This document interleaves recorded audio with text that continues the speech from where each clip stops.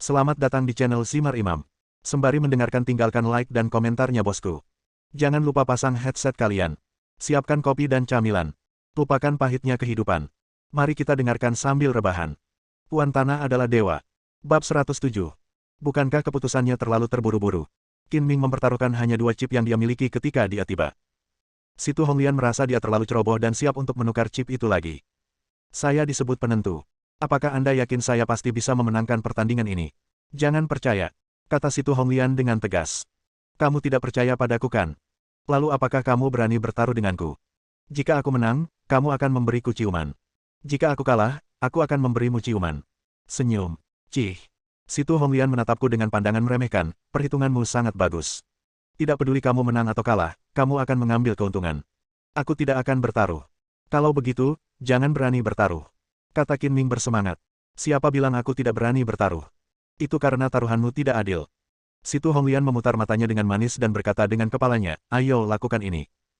Jika kamu kalah, kamu dapat meminta chip tambahan kepada Su Feng jika kamu mau. Kalah. Tidak peduli berapapun biayanya, aku bersedia menemanimu. Oke, sudah beres. Qin Ming setuju dengan gembira, dengan senyum bangga di bibirnya. Bersiaplah untuk ciuman. 1, 2, 4, jam 7, kecil. Setelah semua orang selesai memasang taruhannya, dealer wanita itu mengulurkan tangannya dan membuka dadu dengan gerakan yang anggun, dan jam 4. Nenek, kecil sekali, sungguh sial. Haha, akhirnya aku menang sekali. Tamu yang menang di sekitar mereka tentu saja senang, sedangkan tamu yang kalah mengumpat. Benar saja, itu Xiao. Kurasa benar. Kata Qin Ming sambil tersenyum bahagia. Seekor kucing buta akan mati seperti tikus. Saya tidak percaya Anda bisa mencapai sasarannya lain kali, kata si Tu Honglian dengan nada tidak setuju. Jangan khawatir tentang pertandingan berikutnya. Kamu kalah dalam permainan ini. Kamu tidak akan curang, kan? Bukankah itu hanya ciuman? Berikan saja padaku. Si Tu Honglian berpura-pura tidak peduli, tapi dalam hatinya dia gugup dan malu. Bagaimanapun, ini adalah ciuman pertamanya, dan dia tidak menyangka akan kehilangannya seperti ini. Ini yang pertama, bersiaplah untuk yang berikutnya, kata Qin Ming dengan gembira, memenangkan uang dan ciuman, membunuh 2 burung dengan 1 batu. Jangan menjadi pelacur, kamu pasti akan kalah di game berikutnya. Kata si Tu Honglian dengan tidak senang.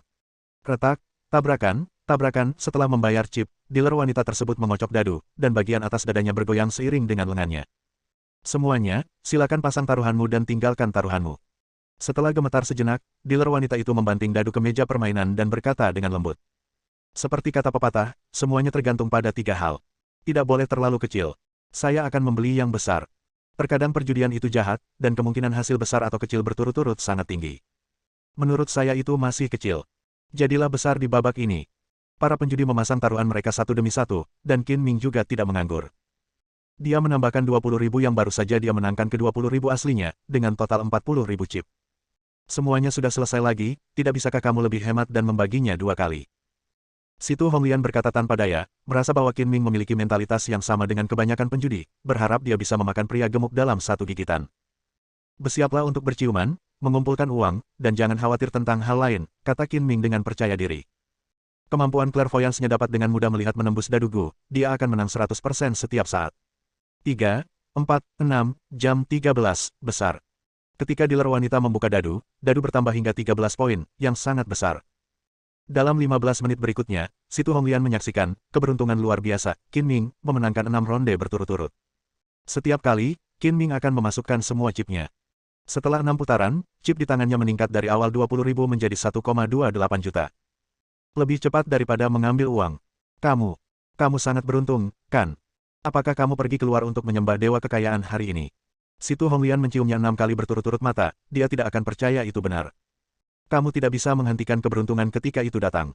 Aku tidak membual. Kamu bisa menang dengan mata tertutup. Kata Qin Ming riang. Astaga, keberuntungan orang ini sungguh luar biasa. Dia memenangkan lebih dari 1 juta dengan begitu cepat. Tidak, aku akan bertaruh dengannya apapun yang dia katakan lain kali. Para penjudi di sekitarnya iri dan iri. Ekspresi dealer wanita juga berubah, dan dia tidak tahan lagi. Jika Qin Ming terus menang seperti ini, kasino akan menderita kerugian besar. Apakah dia ahli dadu mendengarkan? Dia belum pernah melihat pelanggan memenangkan 6 pertandingan berturut-turut, dan dia tidak percaya bahwa Qin Ming benar-benar beruntung. Dia bisa memenangkan setiap taruhan tidak peduli seberapa besar atau kecilnya bahwa dia telah bertemu dengan seorang master. Pada game ke-7, dealer wanita mempercepat kecepatan melempar dadu. 2 lengan giok putih terbang ke atas dan ke bawah, dan dadu bertabrakan dengan dadu dengan suara gemerincing. Dibeli, semuanya, silakan pasang taruhanmu. Daduku jatuh dengan keras, dan dadu terus memantul beberapa kali di dalam. Dealer wanita mengabaikan yang lain dan fokus pada Qin Ming. Saya datang ke kasino hanya untuk bersenang-senang. Tidak masalah apakah saya menang atau kalah. Saya setuju. Saat dia mengatakan itu, Qin Ming mengeluarkan lebih dari 1 juta chip. Semua masuk lagi. Hati dealer wanita itu ragu-ragu. Dia tidak percaya diri sama sekali. Dia bahkan tidak berani membuka dadu karena takut Qin Ming akan menang lagi. Saya percaya pada keberuntungan adik kecil ini dan ikuti dia. Aku juga akan bertaruh pada Xiao. Jika kamu melakukan segalanya dalam jumlah kecil, kamu pasti akan menjadi besar. Sebagian besar penjudi mengikuti Qin Ming dan bertaruh pada taruhan kecil, dan hanya sedikit orang yang bertaruh pada taruhan besar.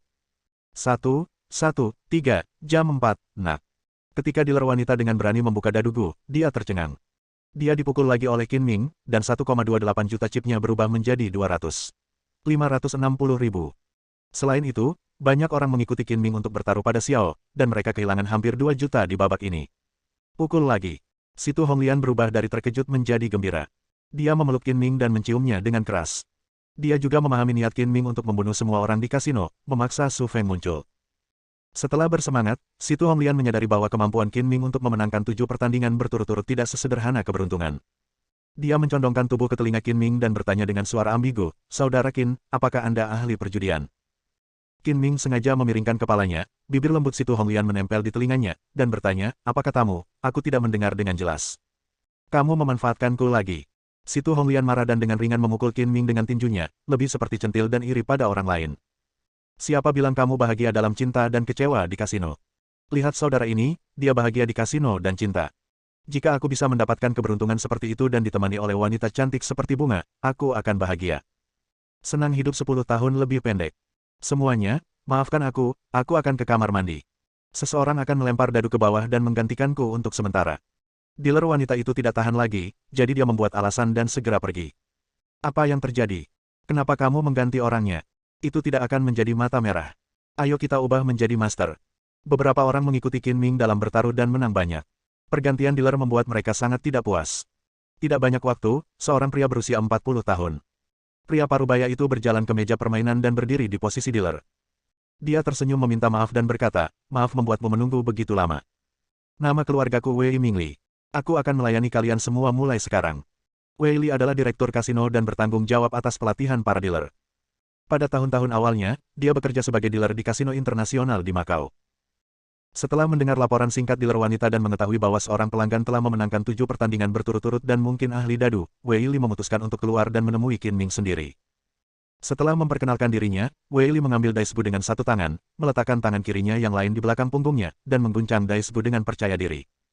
Gerakannya cepat dan lambat, dan dadu yang diayunkan di udara, terlihat sangat berirama. Matanya menatap ke arah Qin Ming, dengan ekspresi setengah tersenyum tetapi tidak tersenyum.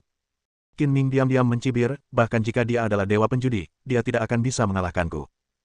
Setelah memocoknya sekitar setengah menit, Wei Li perlahan menekan dadugu dan berkata sambil tersenyum, "Semuanya, silakan pasang taruhanmu dan pergi." Para penjudi yang hadir memandang Qin Ming serempak, menunggunya memasang taruhan terlebih dahulu. "Jangan lihat aku. Bertaruh pada besar atau kecil adalah masalah keberuntungan.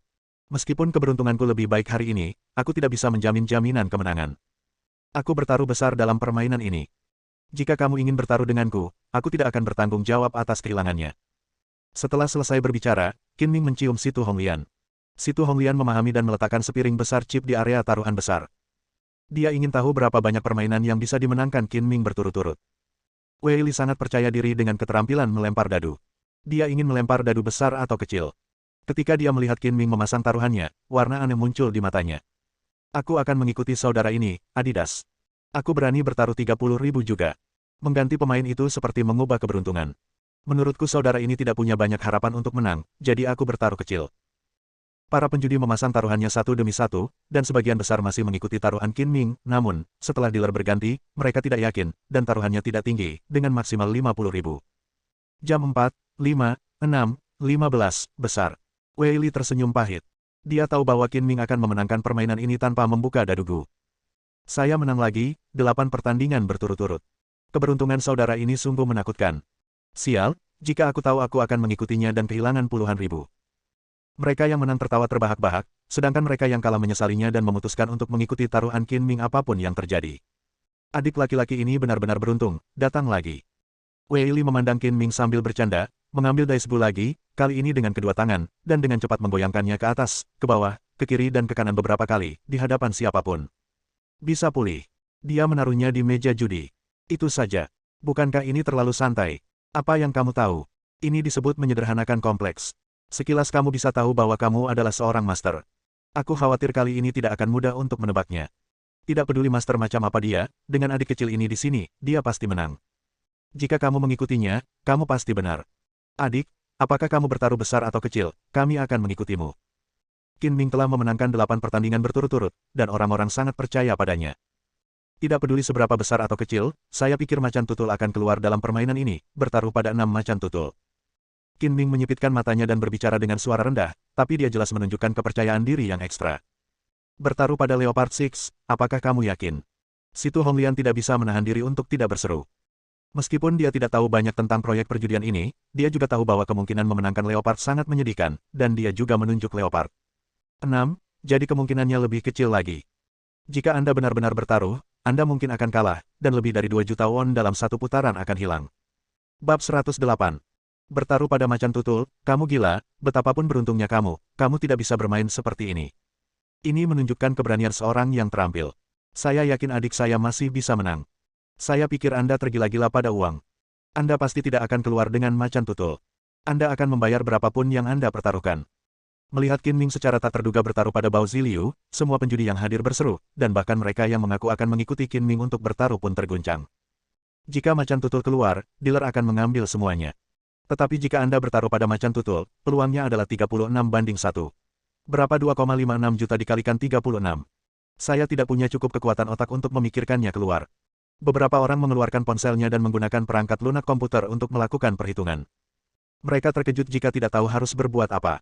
92.160.000, hampir 100 juta. Saya sangat ingin menang. Adik saya akan menjadi miliarder dalam sekejap. Menyenangkan sekali. Seseorang di sebelah saya mendengus, berhentilah bermimpi. Jika Anda benar-benar ingin memenangkan 100 juta, menurut Anda apakah kasino akan mengizinkan Anda mengambil uang itu? Saya khawatir Anda memiliki kehidupan untuk mengambilnya, tetapi tidak hidup untuk dibelanjakan. Kilatan keterkejutan melintas di mata Wei Li, dan dia merasakan keributan di dalam hatinya. Dia menahan diri agar dia tidak mengubah wajahnya di depan umum, dan dia selesai berteriak diam-diam mengerjakan. Para penjudi ragu-ragu. Pada akhirnya, beberapa orang bertaruh tinggi dan beberapa bertaruh kecil. Hanya 2 atau 3 orang yang mengikuti Qin Ming dan bertaruh pada Leopard 6, mereka tidak akan merasa terlalu buruk. Astaga, yang asli adalah Leopard 6. Ketika Wei Li perlahan membuka dadugu, seluruh penonton menjadi gempar, dan ada 36 poin. Saya sangat menyesalinya. Mengapa saya tidak percaya pada keberuntungan adik saya yang luar biasa?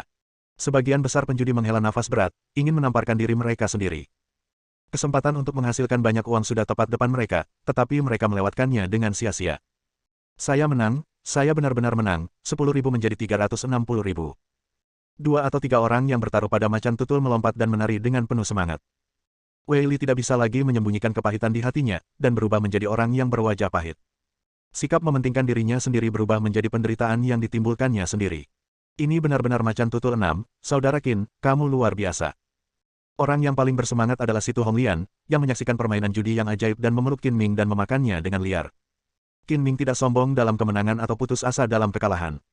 Dia tersenyum dengan tenang, meletakkan satu tangan di pinggang ramping Situ Honglian, menikmati perawatan yang harum, dan berkata kepada Wei Li, sayangnya, Anda dipilih oleh saya, tolong bayar untuk itu. Wei Li telah bekerja sebagai dealer di kasino Macau selama bertahun-tahun dan telah melihat banyak adegan besar. 100 juta bukanlah apa-apa bagi orang super kaya. Dia telah mengalami perjudian dengan minimal 100 juta dolar, tetapi sekarang kasino ini ditambah dengan yang di atas tanah batangannya tidak bernilai 100 juta, dan saya khawatir bos di belakangnya tidak mampu membelinya. Dia perlu menstabilkan pelanggan terlebih dahulu. Mengambil napas dalam-dalam beberapa kali, Wei Li menenangkan diri dan berkata dengan malu-malu, Tuan, saya benar-benar minta maaf. Kasino tidak memiliki banyak uang dan perlu waktu untuk mengumpulkannya. Tapi saya jamin kasino tidak akan gagal bayar. Uangnya dan pasti bisa mengumpulkannya dalam waktu 1 jam. Jika Anda punya cukup uang, silakan datang ke kantor saya untuk minum teh bersama wanita ini dan tunggu. Oke, aku akan memberimu waktu 1 jam, tapi aku akan mengatakan sesuatu yang buruk di muka. Jika aku tidak bisa menaikkannya dalam waktu 1 jam, aku akan mulai menghitung bunganya. Jika aku terlambat sebentar, aku akan memberimu 1 juta tambahan. Qin Ming mengucapkan kalimat terakhir dengan tegas, dan pada saat yang sama, ada kilatan di matanya. Dua sinar dingin yang tajam. Menatap tatapan dingin Qin Ming, Wei Li tiba-tiba merasakan hawa dingin di bagian belakang lehernya dan keringat dingin muncul di dahinya. Saat kami membuka kasino, kredibilitas adalah prioritas utama kami dan kami tidak akan merusak papan nama kami sendiri. Saya segera memberitahu bos untuk mengumpulkan uang. Di bawah kepemimpinan staf layanan, Qin Ming dan Situ Honglian masuk ke kantor dan menunggu kasino mengumpulkan uang. Kejadian ini menyebar dengan cepat di kasino. Dalam beberapa menit, semua penjudi mengetahui bahwa seseorang telah memenangkan 100 juta dengan berjudi, dan semua orang iri. Beberapa orang bahkan memiliki pemikiran yang tidak benar, berpikir untuk meminta Qin Ming meminjam sejumlah uang untuk membelanjakan uang. Wei Li berjalan ke sudut terpencil, memanggil Su Feng, dan berkata dengan berani, "Bos Su, sesuatu terjadi di kasino. Seseorang memenangkan lebih dari 92 juta dengan berjudi, dan Anda harus menyelesaikannya secara pribadi." "Apa? Kamu bisa memenangkan lebih dari 90 juta dengan berjudi? Apa pekerjaanmu, seorang direktur, untuk mencari nafkah?" Mendengar ini, Su Feng menjadi marah dan hampir berteriak. Wei Li menyeka keringat dinginnya dan berkata dengan malu, "Aku tidak menyangka orang ini menjadi Master Super. Aku sendiri bahkan kalah dalam lemparan dadu. Aku benar-benar minta maaf. Menurutmu apa yang harus kita lakukan? Bahkan tidak bernilai 90 juta jika Anda menjual kasino. Tidak mungkin kehilangan uang. Jika Anda kehilangannya sendiri, biarkan saya sendiri yang memenangkannya kembali. Jika Anda tidak dapat memenangkannya kembali, otomatis Anda akan menghilang dari dunia." Su Feng berkata dengan marah. Wajah Wei Li berubah lagi dan lagi, terkadang hitam dan terkadang putih. Jika dia tidak menanganinya dengan baik, Su Feng harus membuangnya ke laut untuk memberi makan ikan. Apa yang bisa kita lakukan? Wei Li mengerutkan kening, pikirannya berpacu, dan dia berkata tanpa daya pada dirinya sendiri, tidak ada cara lain yang baik, saya hanya bisa mencoba perjudian lagi. Memikirkan solusi yang bukan solusi, Wei Li meminta dua dadugu dan berjalan menuju kantor. Saat ini, Qin Ming sedang duduk di sofa seperti orang tua, dengan kaki bersilang, dan Situ Honglian seperti pelayan, menggosok bahu dan punggungnya.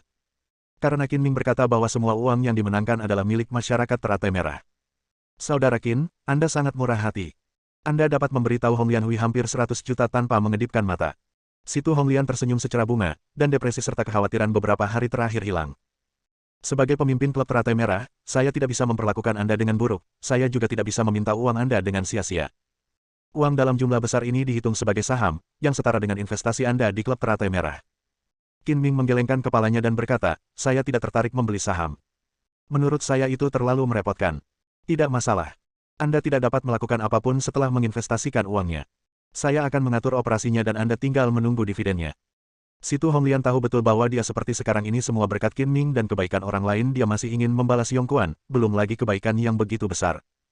Bahkan jika dia menjadi gadis kecil di belakang Qin Ming mulai sekarang, tanpa status apapun, Situ Honglian bersedia melakukannya. Saat keduanya berbicara, pintu terbuka dan Wei Li masuk.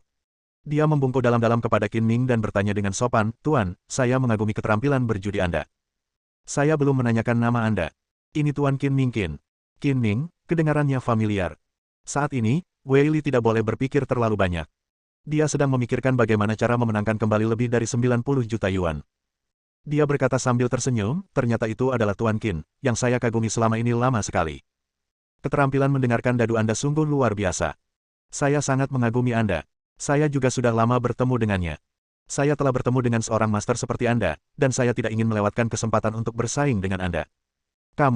Aku ingin bertaruh denganmu lagi. Apakah kamu berani menantangku?" "Oh." Qin Ming menyipitkan matanya, "Bagaimana cara bertaruh dan apa taruhannya? Beritahu saya." Mendengar nada bicara Qin Ming yang ingin berjudi, Wei Li diam-diam senang.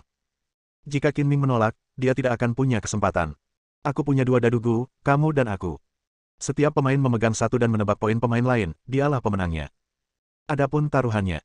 Wei Li sedikit ragu-ragu, lalu mengertakkan gigi dan berkata, "Saya akan menggunakan lebih dari 92 juta chip yang Anda menangkan sebagai taruhan. Jika kalah, Anda tidak akan lagi mengejar uang dari kasino. Jika Anda menang, saya bersedia untuk memberimu uangku. Semua harta bendaku telah hilang milikmu, termasuk putriku. Berapa harga semua barangmu?" Qin Ming bertanya sambil tersenyum main-main. "Yah. Saya telah menjadi dealer di Macau selama 10 tahun. Saya juga berpartisipasi dalam beberapa permainan judi dengan keterampilan berjudi saya dan mengumpulkan sejumlah uang. Diperkirakan total tabungan dan real estate adalah 10 juta. 10 juta untuk 90 juta, apakah menurutmu itu adil?" Qin Ming berkata sambil bercanda lagi. "Saya juga tahu ini tidak adil, jadi saya menambahkan putri saya. Putri saya berusia 20 tahun ini, yang merupakan usia yang baik untuk menjadi seperti bunga, dan dia sangat cantik, jika tidak, dia tidak akan menjadi pramugari." Untuk bertaruh dengan Qin Ming, Wei Li mengambil risiko, jika tidak, Su Feng harus membunuhnya, dan istri serta anak-anaknya tidak akan berakhir dengan baik, dan mereka pasti akan terpaksa menjemput para tamu. Kamu benar-benar seorang ayah, dan kamu benar-benar menggunakan putrimu sebagai taruhan. Teriak Situ Honglian dengan marah, benar-benar ingin naik dan menamparkan Wei Li 2 kali. Wei Li tersenyum pahit dan jelek, saya tidak bisa menahannya. Tuan Qin memenangkan uang dari saya. Saya harus bertanggung jawab untuk menebusnya. Jika saya tidak bisa menebusnya, saya dan keluarga saya akan berakhir sengsara.